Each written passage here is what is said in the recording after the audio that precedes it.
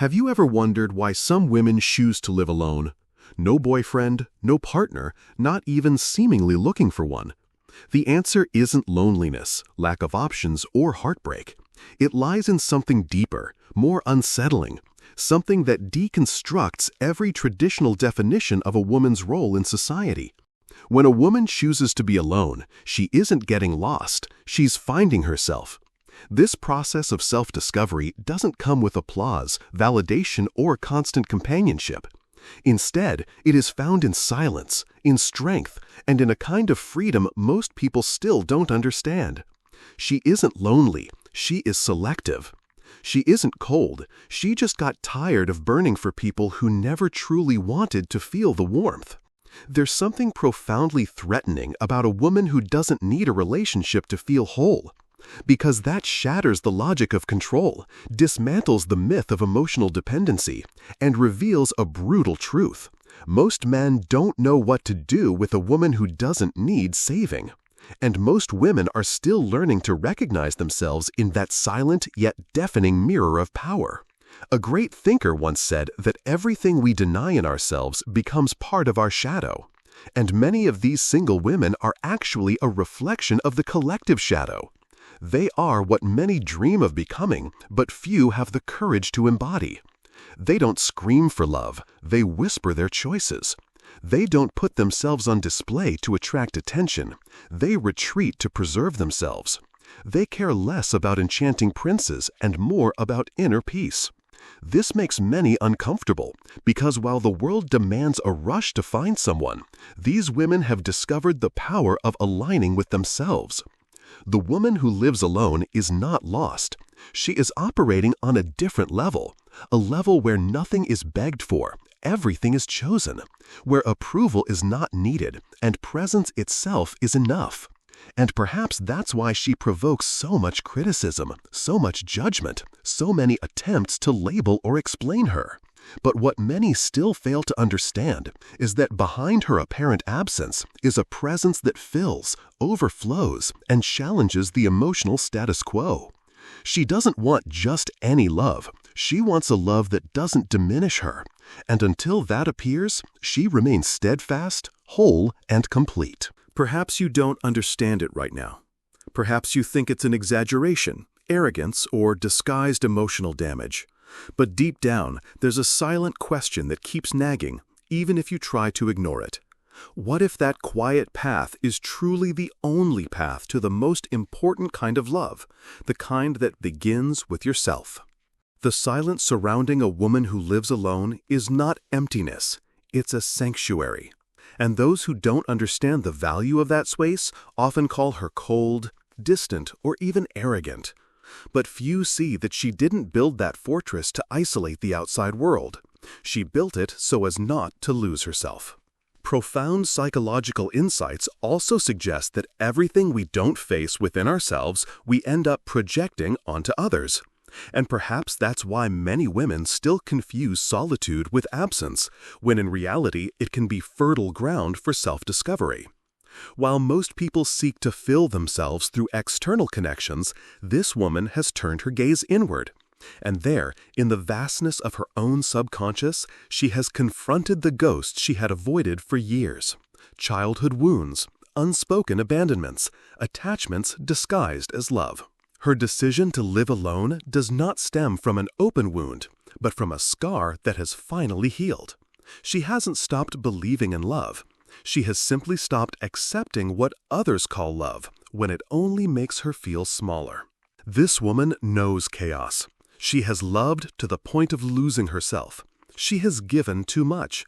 She has begged for crumbs that should never have been offered in the first place. But at some point, she woke up. And that awakening didn't come suddenly. It was a series of disappointments that stopped hurting and started teaching. What you see now is not coldness. It is emotional maturity. And maturity is terrifying because it demands presence, depth, and truth. She doesn't want just any companionship. She wants reciprocity. She is no longer attracted by promises, but by true presence. So, perhaps that's why she seems inaccessible to many, because she doesn't want to be saved. She wants to be seen. And that demands more than charm or sweet words. It demands the courage to dive into depths few dare to go. And that's where many give up. Not because she is difficult, but because she is whole. When a woman becomes whole, she evokes two extremes in the world: admiration and fear. Admiration comes from those who are also seeking that wholeness. Fear comes from those who still live half-lives, waiting for someone else to make them feel complete. She doesn't want to complete anyone. She wants to overflow with someone who has also found themselves. Until then, she remains alone, not by fate's will, but out of loyalty to her own soul.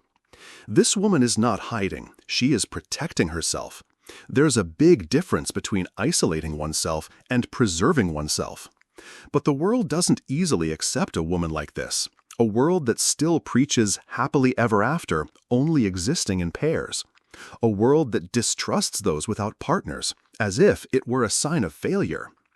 A great thinker once observed that where convention rules, there is little room for authenticity.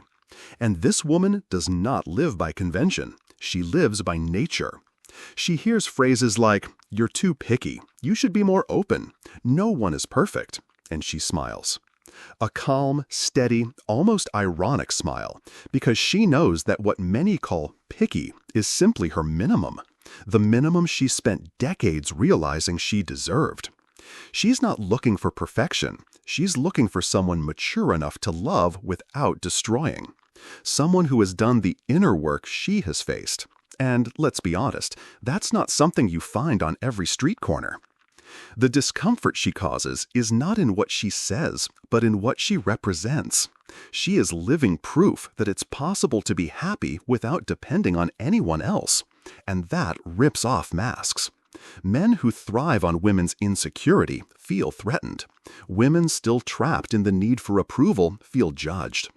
But she's not here to confront anyone. She's just living authentically. And the authenticity of a liberated person is in itself a brutal mirror for those still living in chains. This woman is in no hurry. She doesn't need to force things to please anyone. She honors her own pace. And because of that, she stirs a silent rage in a society that wants everything instantly. She wants depth while the world chases distractions. She wants presence while the world offers only superficial availability.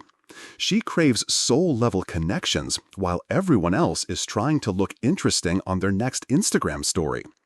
And when she says no, it's not a game, it's the truth. When she walks away, it's not drama, it's self-preservation. When she chooses to stay home instead of going out with someone empty, it's not arrogance, it's clarity. And that clarity, earned through pain and letting go, is her greatest revolution. Because she doesn't live to please, she lives to exist. And that simple act, existence, is what makes her dangerous to the system. Perhaps what bothers others most about this woman is not her solitude, it's the peace she has found within herself. A profound psychological thinker taught that those who look outside dream, but those who look inside awaken. And that's exactly the inner journey she has taken. It wasn't easy. It was an arduous process of shedding masks, facing the ghosts of emotional dependency, and rebuilding herself piece by piece. She no longer defines herself through the eyes of others. She sees herself through her own eyes. And that changes everything. How many times have you wondered if being alone is a failure or freedom? How many times have you felt the need to justify not having someone by your side? This woman has felt that too. She used to think there was something wrong with her for being alone in a world that idolized couples, even unhappy ones. But one day she understood that it was better to be alone than to be invisible in a relationship. And on that day, she made a pact with herself, never to accept less than she truly deserved. Her path was not a straight line. There were days of doubt, moments of nostalgia, nights of profound silence. But there was also a strength that grew with each decision made in awareness.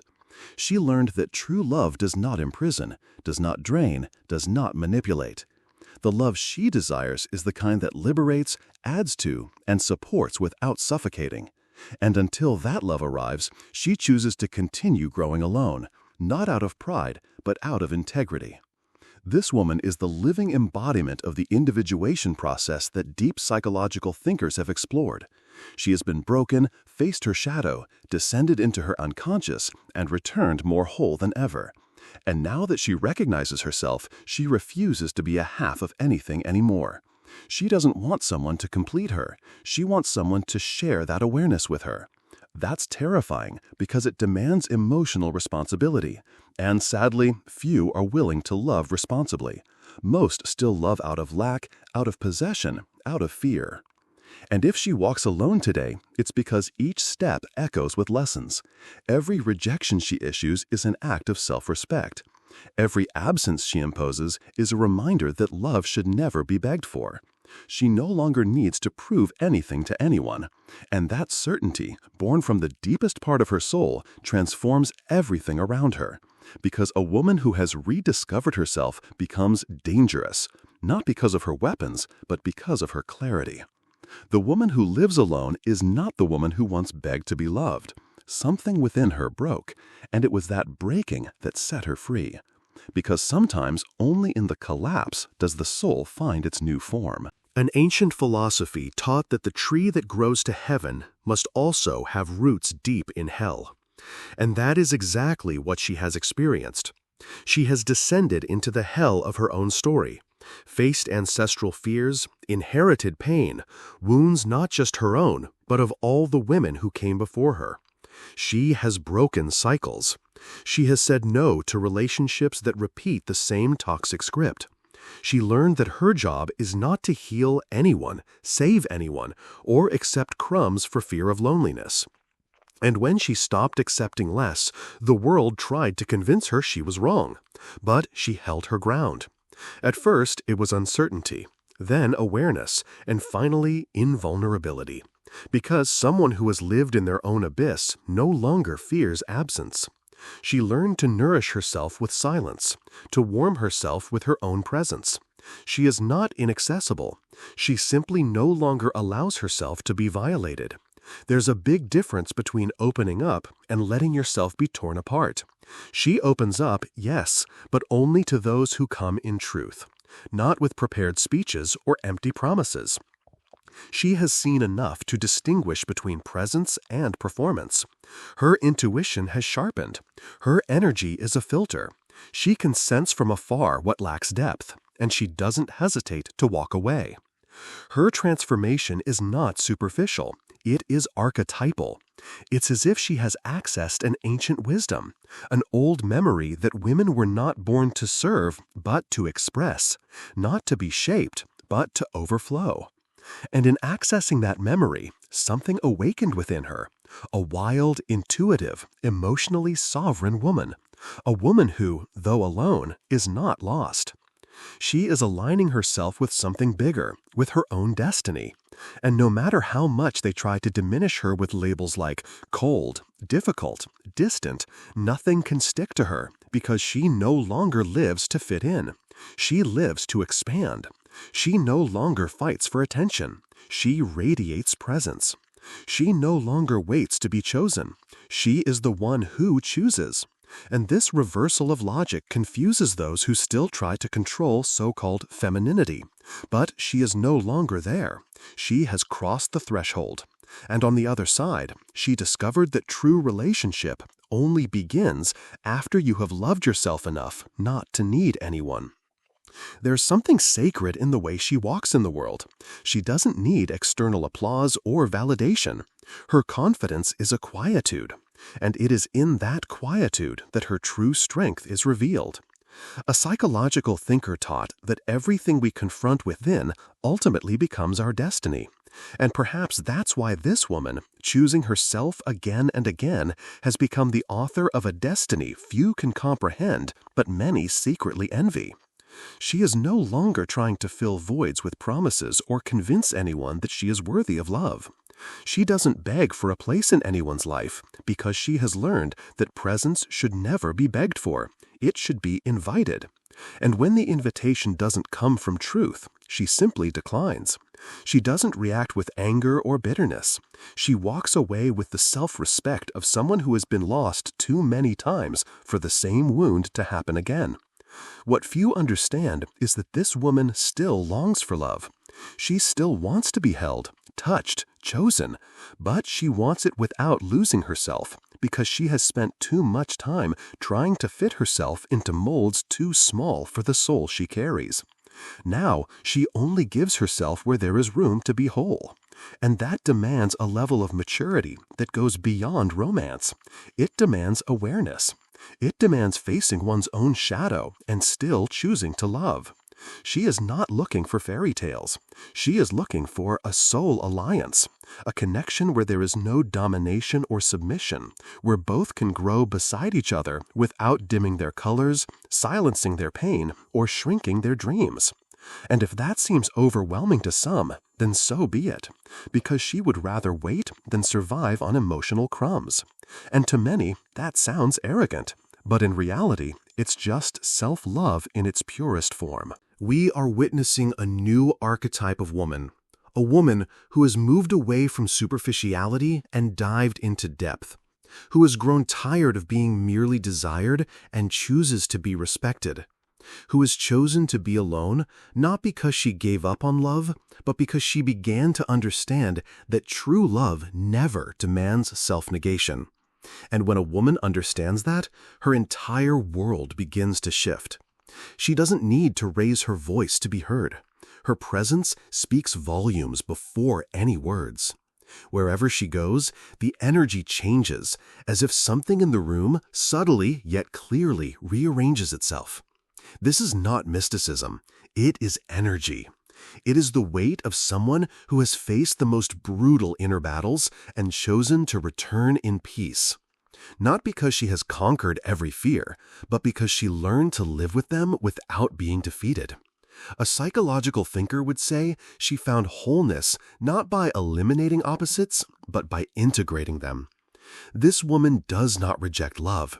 She has simply learned not to succumb to unbalanced relationships where one must dim their light for the other to shine. She longs to be loved, but in a love where her essence does not need to be edited.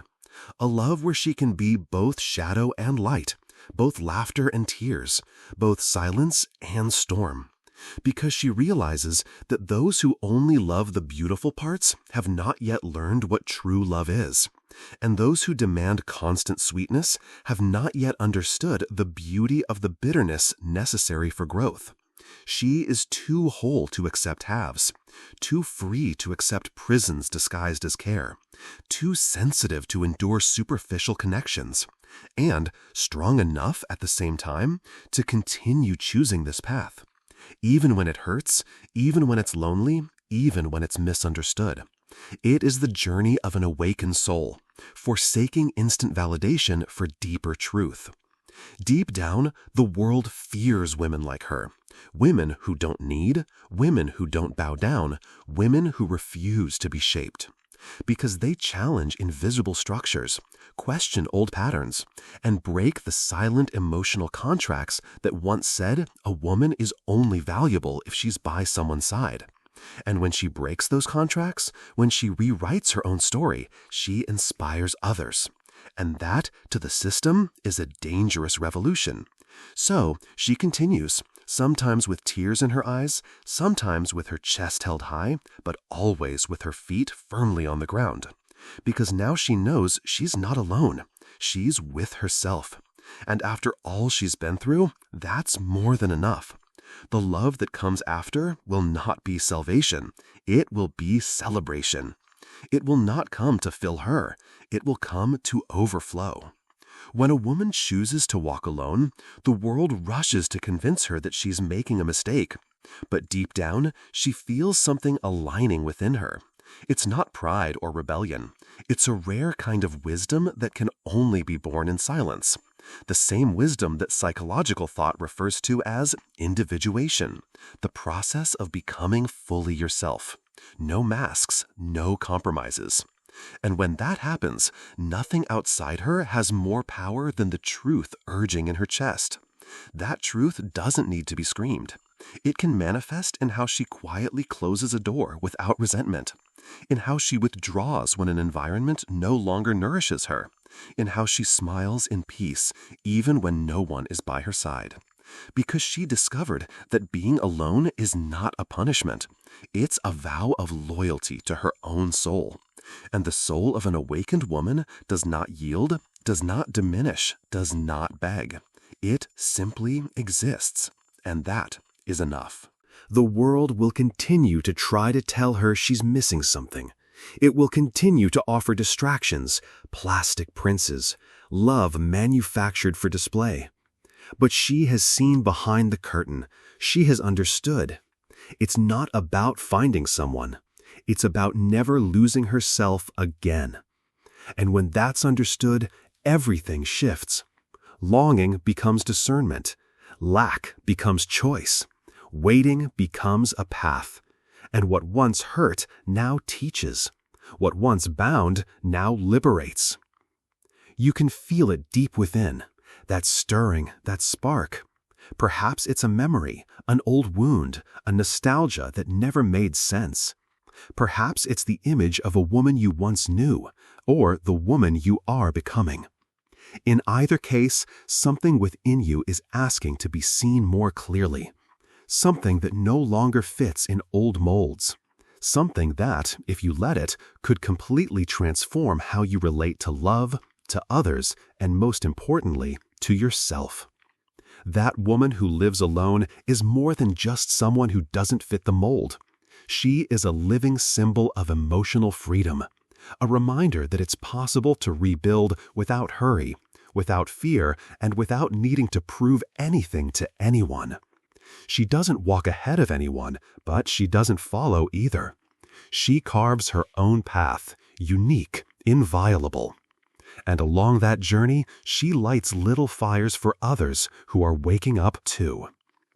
If something inside you was touched by this story, maybe it's because deep down you too are ready for a new kind of love. A love that begins with reconciliation with yourself. A love that feeds on silence, presence, and truth. A love that can't be negotiated, begged for, or disguised. And if that love hasn't come yet, maybe it's because you first need it to become the woman who no longer accepts less than she deserves.